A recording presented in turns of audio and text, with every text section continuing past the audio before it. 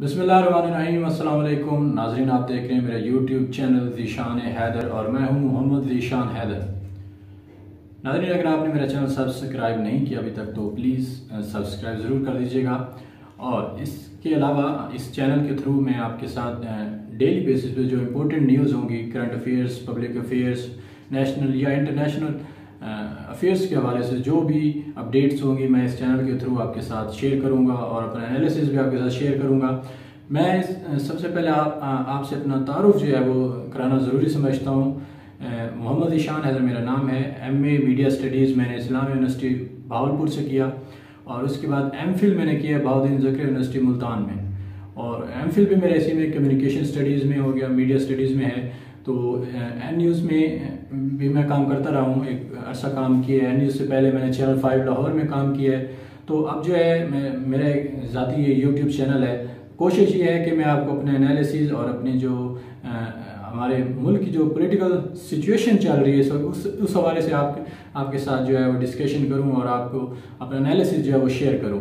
तो आज मेरे पास दो इम्पोर्टेंट न्यूज़ हैं जिन पे हम डिस्कस करेंगे, एनालिसिस करेंगे। सबसे पहले तो ये कि इमरान खान साहब ने जो एक एबटाबाद में जलसा किया और उस जलसे में जो उन्होंने खिताब किया उसको मुतनाज़ बनाने की कोशिश की गई।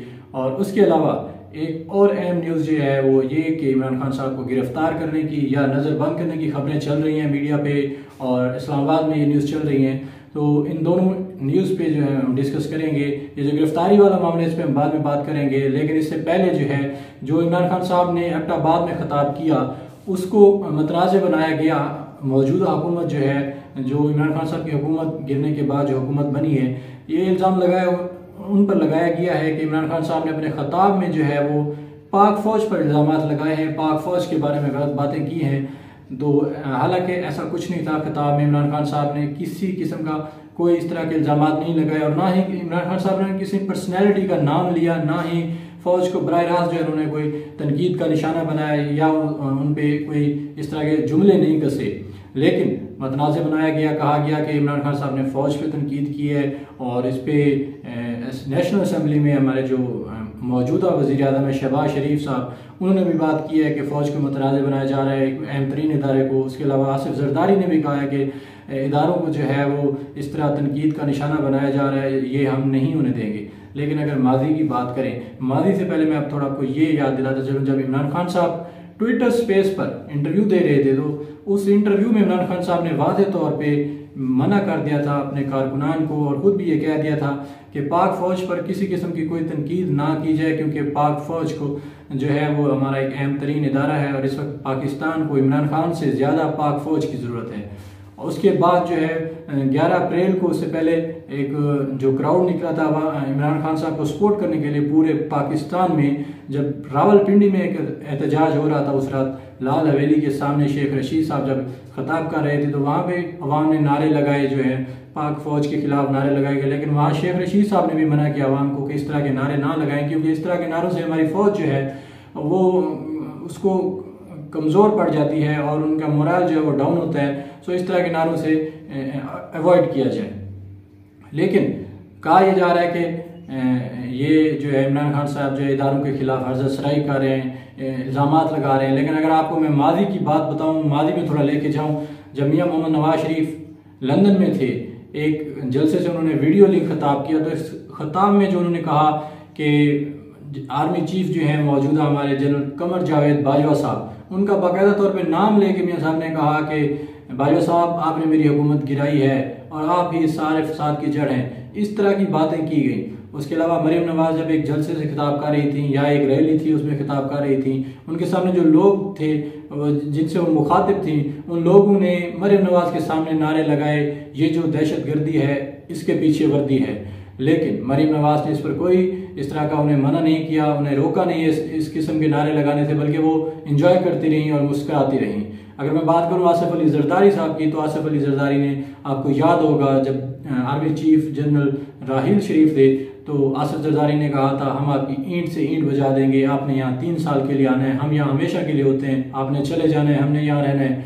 और अयाज सादिक जब 27 फरवरी को इमरान खान ने अभिनंदन को रिहा करने का फैसला किया, इमरान खान ने और पाक फौज ने जज्बे खैर सगाली के तहत अभिनंदन को रिहा किया जाना था। रिहा करने के बाद नेशनल असेंबली में अयाज सादिक ने खड़े होकर कहा कि जब army chief Qamar Javed Bajwa room में आए तो उनकी टांगें जो हैं वो कांप रही थी। मैं समझता हूँ ये किसी भी उसका अगर आप इसकी नोयत देखें तो एक बाकी तमाम इल्ज़ाम से ये संगीन तरीन इल्ज़ाम था जो पाक फ़ौज पे या सिपह सलार पे लगाया गया, और इस इल्ज़ाम से जो है पूरे मुल्क में और पूरी दुनिया में जो है वो पाकिस्तान की जग हंसाई हुई। ख़ास तौर पे जो हमारे दुश्मन ममालिक हैं वो उन्होंने इस बयान को बड़ा एंजॉय किया कि देखें जी इनकी आर्मी के बारे में इनके अपने लोग ये कह रहे हैं। और ख्वाजा आसिफ और परवेज़ रशीद की बातें आपने सुनी होगी, वो क्या कुछ कहते रहे फ़ौज के बारे में, और दूसरी तरफ डॉन लीग्स में क्या कुछ हुआ वो भी आप सबके सामने है। लेकिन यहाँ सवाल ये पैदा होता है कि जब ये बातें हो रही थी, जब ये इल्ज़ामात लगाए जा रहे थे, तो उस वक्त उनके खिलाफ कोई कार्रवाई क्यों नहीं की गई, उनके खिलाफ कोई एक्शन क्यों नहीं लिया गया। इतने संगीन तरीन इल्ज़ामात लगे, इतनी घटिया बातें हुई, लेकिन उनके खिलाफ कोई कार्रवाई नहीं हुई, कोई एक्शन नहीं लिया गया। अगर उस दिन उनके खिलाफ कोई एक्शन होता, उनके खिलाफ कार्रवाई होती, तो आज किसी की जुर्रत ना होती पाक फौज के खिलाफ बात करने की। यकीनी तौर पे हमारा मानना है कि पाक फौज के खिलाफ इस तरह के कोई गलत अल्फाज जो इस्तेमाल नहीं करने चाहिए, कोई इल्ज़ाम नहीं लगाना चाहिए। ये हमारा अहम तरीन इदारा है। इस तरह के इल्ज़ाम लगाने से यकीनी तौर पर ये इदारा जो है वो कमज़ोर पड़ सकता है, इसका मोरल डाउन हो सकता है। लेकिन इस वक्त पाकिस्तान को पाक फौज की ज़्यादा ज़रूरत है, तो इसलिए सबको अवॉइड करना चाहिए इस तरह की गुफ्तगू करने से और इस तरह के जुमले कसने से। लेकिन अगर बात हम करें कुछ सहाफ़ियों की जो आजकल बहुत बड़े नज़र आ रहे हैं कि वो इमरान खान साहब पे इल्ज़ामात लगा रहे हैं, कहा जा रहा है कि इमरान खान साहब ने ये कर दिया, फौज के खिलाफ वो कर दिया। अगर मैं हामिद मीर की बात करूं तो हामिद मीर असद तूर जो एक सहाफ़ी है, सो कल्ड सहाफ़ी, उन पर जब हमला हुआ था उनके घर में, तो हामिद मीर ने वहाँ क्या कुछ नहीं कहा फौज के बारे में। हामिद मीर ने ये तक कह दिया था कि हम आपके घर तो नहीं घुस सकते क्योंकि आपके पास तोपें और बंदूकें हैं, लेकिन हम आपको आपके घर की खबरें ज़रूर देंगे कि आपके घर में क्या हो रहा है और कौन सी किस फौजी की बीवी ने किस पर जो है वो गोली चलाई। तो ये इस तरह की जो बातें हैं माजी में बहुत सारी हुई, लेकिन इमरान खान साहब ने किसी का नाम नहीं लिया, किसी को तनकीद का इस तरह निशाना नहीं बनाया, लेकिन फिर भी जो है इमरान खान साहब पर तनकीद की जा रही है कि आपने जो है फ़ौज पर हमला कर दिया है, आपने इदारों को जो है वो मुतनाज़ बना दिया है। तो इन सब बातों से बचने के लिए ज़रूरी था उस वक्त उनके खिलाफ कोई कार्रवाई होनी चाहिए थी।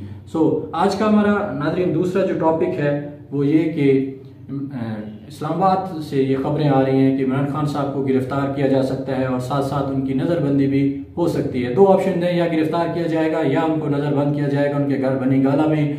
उनके साथ उनके अहम जो रफ़का हैं, उनके जो कारकुन हैं, उनके जो साथी हैं, सीनियर जो लीडरशिप है वो भी नज़रबंद हो सकती है, उनको भी गिरफ्तार किया जा सकता है। उनमें से शेख रशीद साहब का भी नाम लिया जा रहा है, उनको भी गिरफ्तार किया जा सकता है। राना सनाउल्लाह कई बार कह चुके हैं शेख रशीद साहब के बारे में जो है वो बहुत ही सख्त अल्फाज इस्तेमाल कर चुके हैं जो कि नहीं होने चाहिए थे।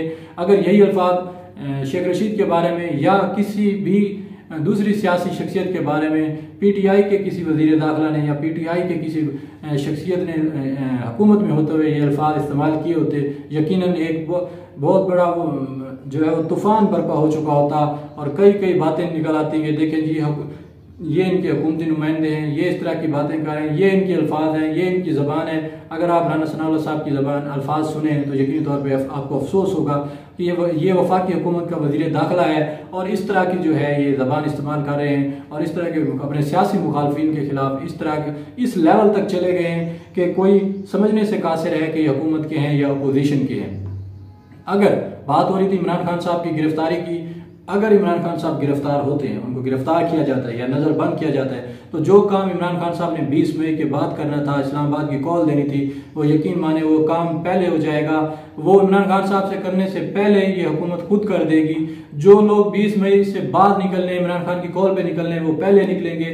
जाहिर सी बात है जब इमरान खान साहब को नज़रबंद किया जाएगा, क्योंकि इमरान खान साहब की जो इस वक्त जो पॉपुलैरिटी का ग्राफ है वो पीक पे है। अगर यहाँ पे किसी ने इमरान खान साहब को इस तरह से कोई कार्रवाई की, उनको छेड़ा, तो यकीन तौर पे जो अवाम का रद्द-ए-अमल आएगा वो सबके सामने होगा और वो बहुत खतरनाक रद्द-ए-अमल हो सकता है। मुल्क में खाना जंगी शुरू हो सकती है, अफरा तफरी हो सकती है, मुल्क के हालात बिगड़ सकते हैं। मुल्क के हालात पहले ही बहुत बिगड़े हुए हैं, पहले ही बहुत ज़्यादा खतरनाक है। माशी सूरत हाल जो है उसमें संगीन सूरत हाल चल रही है। श्रीलंका की मिसाल आपके सामने है, श्रीलंका डिफॉल्टर हो चुका है और हमारे हालात जो हैं मुल्क के वो भी कुछ श्रीलंका से कुछ ज़्यादा मुख्तलिफ नहीं चल रहे। श्रीलंका से हम कुछ ज़्यादा दूर नहीं चल रहे कि जिससे हम इस तरह की हरकतें करें और इस तरह के सियासी मुखालफिन को दबाने के लिए हम इस तरह की हरकतें करें। इस पाकिस्तान इस वक्त किसी किस्म की जो है वो खाना जंगी का मुतामिल नहीं हो सकता, अफरा तफरी का मुतामिल नहीं हो सकता। तो इस तरह के हथकंडे अपनाने से इज्तनाब करना चाहिए। गवर्नमेंट का काम होता है कि वो मामले को सियासी तौर पर हैंडल करे ताकि इस तरह के हालात पैदा ना हों। अगर इस तरह के हालात पैदा किए गए तो वो यकीनी तौर पर ना किसी सियासी जमात के लिए फ़ायदेमंद होंगे, ना ही पाकिस्तान के लिए फ़ायदेमंद होंगे। आज का प्रोग्राम यहीं तक था। अपने ज़ीशान हैदर को अगले प्रोग्राम तक, अगली खबर तक इजाज़त दीजिए। अल्लाह हाफिज़।